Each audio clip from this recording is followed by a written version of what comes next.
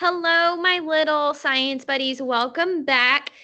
Hey, have you guys ever really thought about connect the dots?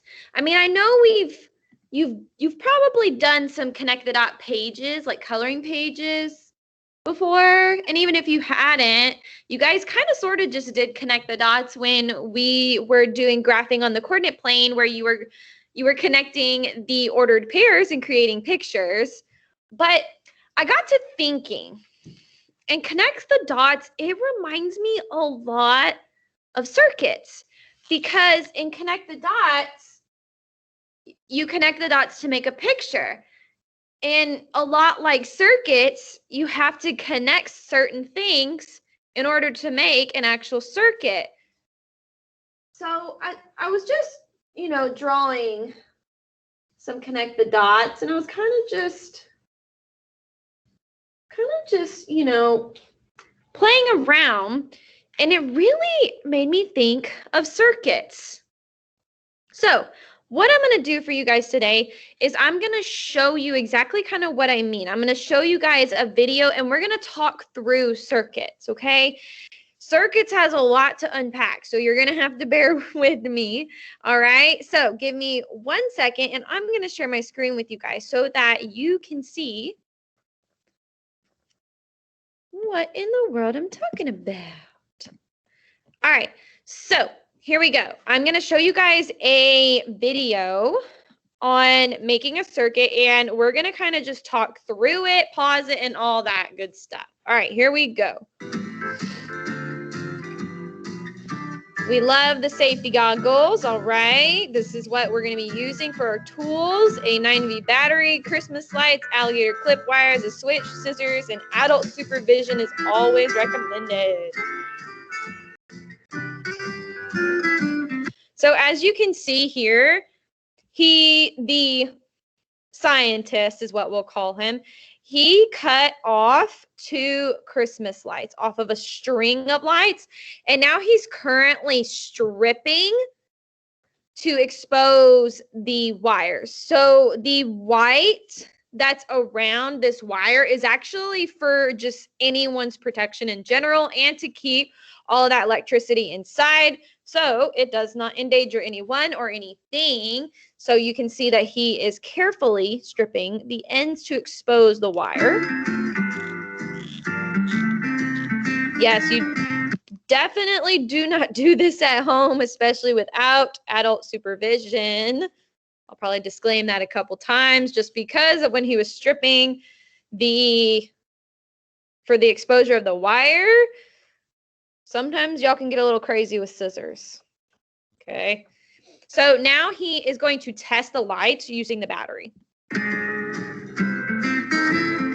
So the reason that he was able to get the lights to turn on like this is because he has one wire connected to the positive reaction side of the battery, and then he has it connected to the negative side of the battery. Now, a positive and negative always creates your light, which is why you always have a negative and positive side to your battery. If you guys don't believe me, go check out one of your TV remotes, open it up where the batteries are, and you will see that on the remote, you have the positive and the negative always next to each other. You never have the positive and the positive. You only have the positive and a negative next to each other. Okay, let's keep watching. So he is using some clips to connect.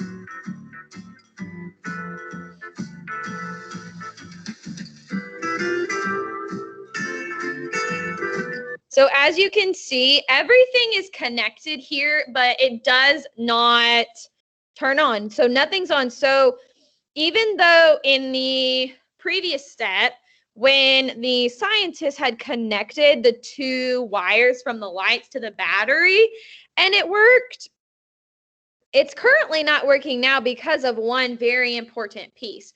So I want you to notice that this red wire, it's connected to the negative side, and the yellow wire, it's connected to the circuit over here. It's connected to this part of the circuit. And then the green is connected to the positive, which connects to the circuit. So let's see what's going to happen right here, because I want you to notice this right here. So what he's doing with his hand here, I want you to notice. I'm not going to tell you just yet. I just want you to watch and see. So as you can see, the scientist pushed the switch down, thus completing the circuit and turning the lights on.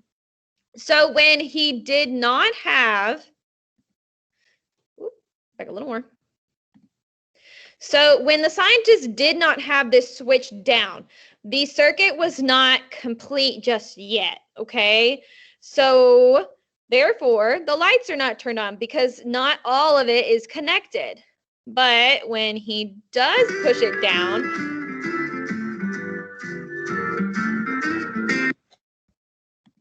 it connects. Here, let me turn myself back on. There we go. All right. So what I'm going to do now is I'm going to just kind of answer a lot of very common questions about circuits. And we're just going to run through it, just explaining and talking through it. So the material that you guys saw, you saw him using the Christmas lights. Sorry, the words escaped me there for a second. So you saw him using the Christmas lights, okay? Sometimes people usually just use like a light bulb. I'm sure if you Google up a lot more YouTube videos on circuits, you'll find one of them using a light bulb. That's typically one that is used as a light bulb. But he used the string lights so that he could better show you guys that you need that wire in order to connect to make the full circuit, okay? So he exposed those wires and pushed them onto the battery, and that lit it up, and that made a circuit. That completed it, okay? So you can't really have the light turn on if your circuit is not complete. So just like in the demonstration, how he lifted the switch up and the circuit was not complete until he pushed it back down, okay?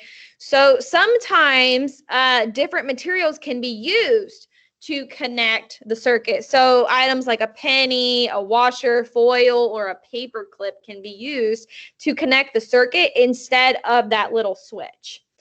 There are some items that cannot complete a circuit. So items a lot like a cotton ball, that doesn't complete a circuit. An index card, a rubber band, marble, or a craft stick. Guys, what do you notice in the difference from what I told you can complete a circuit versus what doesn't? So I said that a penny, a washer, and I'm not talking about like the washer and dryer that you wash and dry your clothes in.